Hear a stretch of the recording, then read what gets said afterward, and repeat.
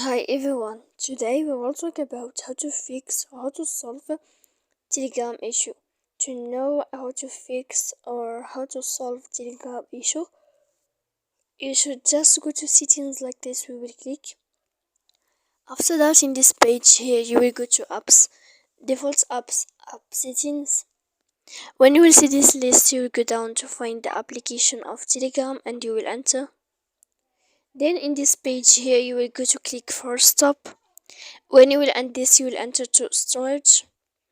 After that, in this page, you will click clear cache. Then you will go to click manage storage. And after all that, you can turn off your phone so that you can know how to fix or how to solve Telegram issue.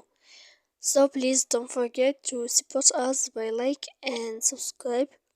See you next time in another video.